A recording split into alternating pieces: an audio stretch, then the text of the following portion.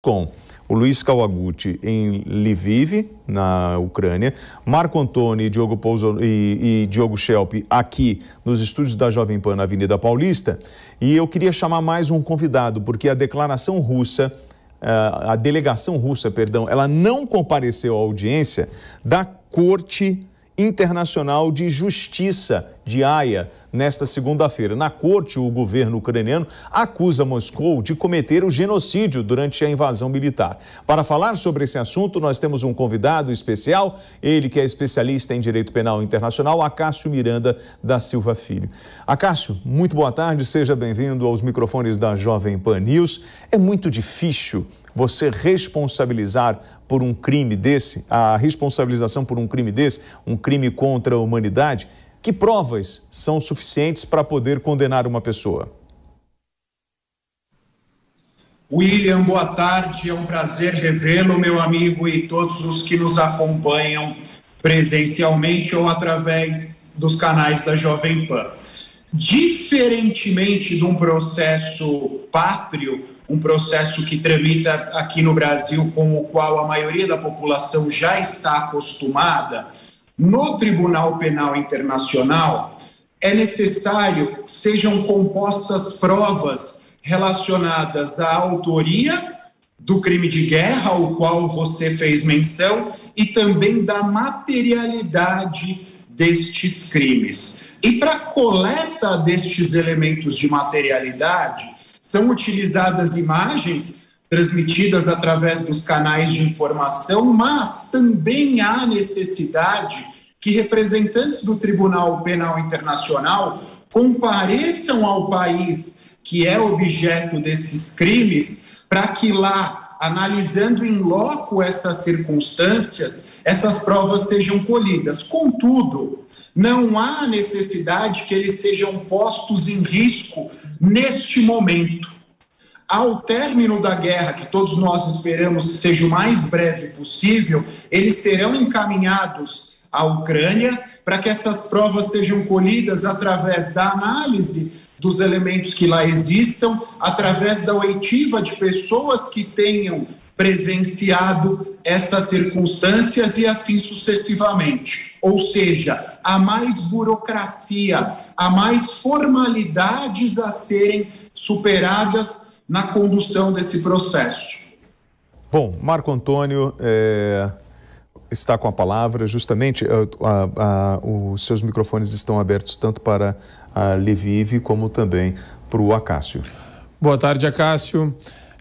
Nessa questão, principalmente que remete ao Tribunal Penal Internacional, sempre entra o ponto da jurisdição, né? Até que ponto o tribunal vai conseguir lançar algum tipo de medida eficaz ou tomar alguma medida eficaz com relação ao Putin. Putin, sinceramente, com relação à audiência do tribunal, deve estar dando risada. Ele não tem qualquer tipo de receio de sofrer uma sanção do tribunal hoje. Isso remete a uma questão que a gente sempre discute aqui na Jovem Pan, que é até que ponto, né, muitos desses órgãos internacionais, eles conseguem impor sanções na prática.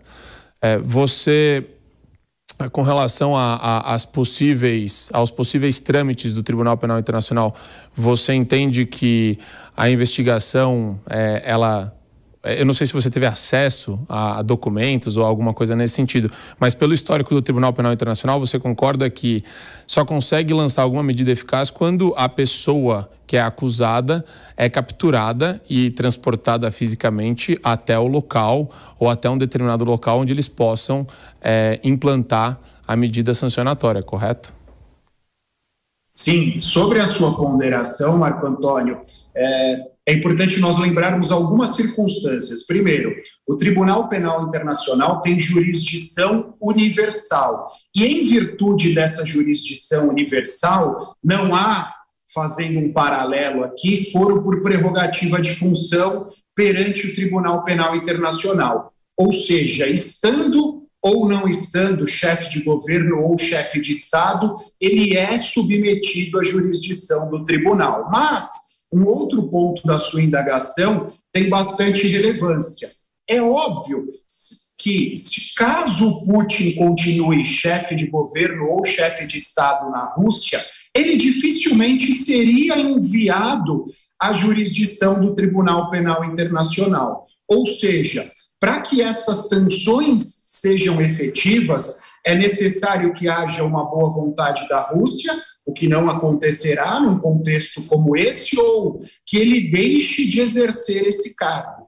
Nós temos na história ex-chefes de governo africanos que foram julgados pelo tribunal e, quando deixaram de sê-lo, foram submetidos à jurisdição do tribunal. Inclusive, também saindo um pouco da África, indo para a Europa, um ex-chefe de governo iugoslávio que, antes da imposição da sanção do tribunal, ele cometeu suicídio durante o julgamento. Então, suas ponderações têm total assertividade, uma vez que, estando no cargo, essas sanções não seriam efetivas. Saindo do cargo, há sim a possibilidade de efetivação dessas sanções. Cássio, seguindo nessa linha, vou dar um exemplo aqui de um ex-chefe de Estado que foi indiciado pela Corte Penal Internacional.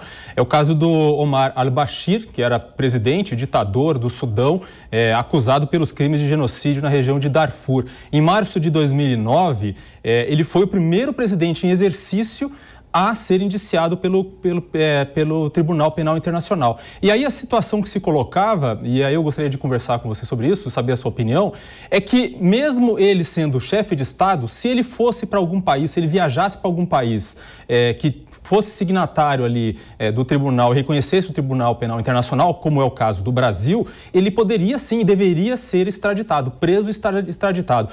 É isso mesmo? E isso faria com que, por exemplo, Putin, caso indiciado e caso tivesse a prisão decretada, Putin, por exemplo, não poderia vir ao Brasil porque o Brasil seria obrigado a deportá-lo para a Haia?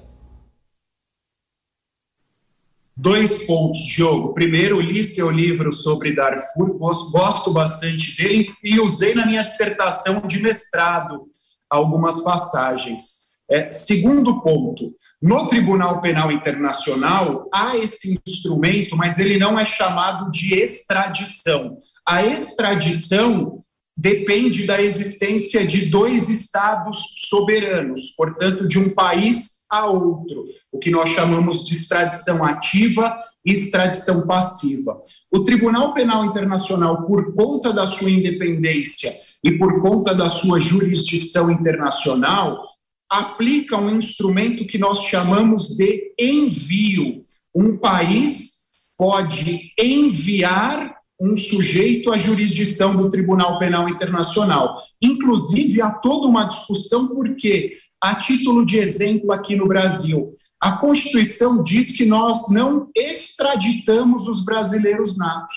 Contudo, não há nenhum impedimento quanto ao envio de um brasileiro nato à jurisdição do Tribunal Penal Internacional. Em relação ao Putin, as circunstâncias seriam exatamente as mesmas. Independentemente das regras internas da Rússia, se houver vontade política, ele pode ser mandado da Rússia para a jurisdição do Tribunal Penal Internacional. Ou, estando em outro país, ele pode ser enviado deste país à Rússia. Óbvio, caso ele esteja à frente do país, há toda uma discussão sobre imunidade diplomática. Se ele vai, enquanto representante da Rússia, aos Estados Unidos, por exemplo, se ele poderia ser preso pelos Estados Unidos e enviado ao Tribunal Penal Internacional. Então, a questão do Putin, a depender dos desdobramentos dessa história, levará a nós, acadêmicos do direito penal internacional, a uma série de confabulações sobre a possibilidade de envio. Mas, de forma bem objetiva, é possível que ele seja enviado à jurisdição do Tribunal Penal Internacional neste contexto ao qual você fez menção. Olha, deixa eu ir para Lviv falar com o Luiz Kawaguchi. Luiz, nós estamos falando de Lviv, que seria a cidade mais próxima da Polônia, né? A quantos quilômetros você está mesmo da Polônia? Estamos a 70 quilômetros aproximadamente da fronteira da Polônia. Esse é o melhor caminho para você fugir em função das condições da estrada, correto? Sim, exatamente. Né, em função das ferrovias, mas eu tenho uma informação agora, porque nós não podemos descartar a movimentação de refugiados por outros países. Agora o Itamaraty acabou de publicar, não apenas brasileiros recebem ajuda na travessia da fronteira. Na Romênia, onde foi estabelecido um posto avançado em Sirete, a Embaixada Brasileira prestou apoio ao chileno Felipe e sua família a pedido da Embaixada do Chile, que lhes pagou transporte e hospedagem. Assistência consular a estrangeiros. Nessa tentativa de fuga da área de conflito, você tem a Romênia como opção, Hungria, Eslováquia, Polônia, como nós falamos. A Polônia é a melhor opção em função das estradas, e essas outras que eu falei, como a Romênia, a Hungria e a Eslováquia, você tem a dificuldade por causa das montanhas. É isso, Luiz? Isso, a Polônia, além disso, ela tem a maior infraestrutura para receber esses refugiados. O governo polonês, ele se preparou muito, ele criou centros de recepção, ele criou aí toda uma política para lidar com as pessoas que estão cruzando a fronteira. Quem está mais ali, a Romênia, ela é interessante para quem está nas regiões um pouco mais a oeste, um pouco mais distantes de Lviv. A gente está, um pouco mais a leste, nós estamos a oeste do país. E, na verdade, o que a embaixada, o que as embaixadas em geral estão dando como dica aí para os refugiados é tentar sair pela fronteira que estiver mais próxima.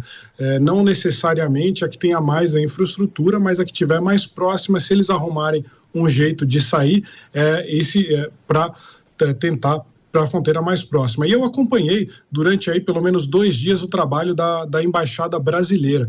Eles estão organizando comboios com os brasileiros para levar até a fronteira da Polônia. Eles estão aí já, se eu não me engano, hoje saiu o 3º comboio aqui do Brasil, aí que a grande vantagem é que eles vão com batedores da polícia ucraniana e os brasileiros não precisam ficar em filas que demoram 15, 20 horas para a pessoa conseguir passar pelo posto de imigração ucraniano. Então, com o apoio da embaixada, esses brasileiros têm conseguido ir direto para o lado polonês, onde já recebem apoio. Na verdade, os diplomatas não deixam eles na fronteira, eles levam lá para dentro da Polônia, deixam eles em segurança e de lá eles são levados para Varsóvia, onde eles vão embarcar num avião de carga que deve chegar na quarta-feira aqui lá na Polônia.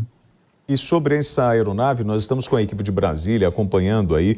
Ela saiu hoje de manhã de Anápolis, em Goiás, seguiu em direção a Brasília. É o KC-390 Milênio da FAB, é o que tem de mais moderno no mundo de avião de transporte de carga militar. Inclusive, nós fizemos já uma operação aqui em solo brasileiro para poder fazer esse tipo de operação. É a turma do Esquadrão Zeus. Essa aeronave vai sair de Brasília, Jovem Pan vai mostrar, nós já estamos com a equipe mobilizada. E sobre essa ajuda brasileira, nós estamos recebendo várias imagens de brasileiros que tentam ajudar, ou melhor, de estrangeiros e até mesmo brasileiros que tentam ajudar as pessoas, colocando a bandeira do Brasil no capô do carro, improvisando para mostrar que é gente, que é brasileiro, fazendo esse socorro humanitário. E aí vem justamente essa ação do povo brasileiro para ajuda a essas pessoas. E eu queria aproveitar e te questionar sobre o que nós estávamos falando do Tribunal de Haia, sobre essa corte. Como reunir provas? Nós já temos provas suficientes que mostram que Putin está cometendo uma guerra injusta, que nós já temos os crimes de guerras que já foram configurados, ou ucranianos estão fazendo isso. O que nós temos de provas que podem ser utilizadas contra Putin ou contra o Zelensky? Eu acho que contra a Rússia existem aí contra ambos existem aí as filmagens que estão sendo feitas. Eu acho que uma vez que essas filmagens passarem aí por um processo de verificação, de mostrar que elas são verdadeiras, elas podem ser provas importantes contra quem está sendo acusado. Agora, em relação à Rússia especificamente, uma outra forma de também fazer esse tipo de processo é verificar que tipo de armamento que está sendo utilizado. Uma das críticas aí que seria o uso das chamadas cluster bombs, que são mísseis que eles, quando estão próximos do seu alvo, eles se fragmentam em diversas ogivas menores, não com armamento convencional, são mísseis normais. E algumas dessas bombas que caem no chão, elas não se detonam na hora que elas atingem o chão e ficam como se fossem minas terrestres.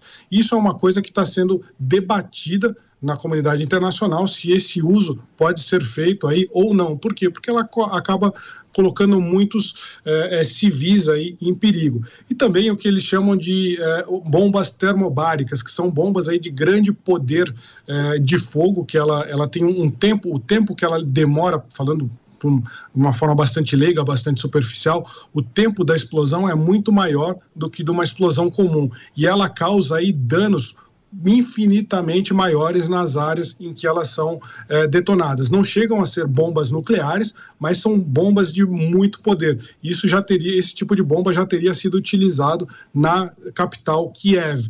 Eu acho que são indícios que podem ser utilizados num eventual processo contra o governo de Vladimir Putin. Luiz, eu gostaria de aproveitar e perguntar para você a respeito da repercussão midiática regional, local que você conseguiu verificar sobre as declarações horrorosas, aí, o áudio horroroso do Arthur Duval, Mamãe Falei, que acabou sendo difundido pela imprensa brasileira. Eu vi que houve uma repercussão mundial, inclusive, no The Guardian, na mídia inglesa e em vários outros lugares. Eu gostaria de saber se você chegou a ter contato com ucranianos e como que isso repercutiu. Eu não vou chegar ao nível de falar a imagem do Brasil, porque é um negócio tão horroroso, tão fora de série, que não dá nem para imaginar como que isso danifica a imagem do país. Mas você sentiu a repercussão midiática aí no local? Olha, eu não estou o tempo inteiro acompanhando a mídia aqui, porque eu estou fazendo também algumas reportagens. Eu não vi especificamente menções a esse deputado. Mas o que se fala muito os ucranianos perguntam, mas qual que é a posição do Brasil? E aí a gente fala, não, o Brasil ele é neutro, ele não toma partido, ele é a favor da paz, não da guerra, mas ele não está nem de lado nem do outro. E isso acaba indignando muitas pessoas aqui na Ucrânia, que eles falam, mas como? Vocês não são um país aí ocidental, vocês não prezam também pela democracia, pela liberdade, como que vocês não estão do lado da Ucrânia? E esse tipo de cobrança em relação ao Brasil, eu já presenciei aqui, quando o pessoal fala que é brasileiro, e eles falam, por que o país de vocês não está apoiando o nosso país? Pelo menos de uma forma mais veemente no campo da comunicação, no campo das declarações. Isso sim, a questão do deputado ainda não, pelo menos aqui, eu não identifiquei ainda sendo falado aqui nas ruas de Lviv.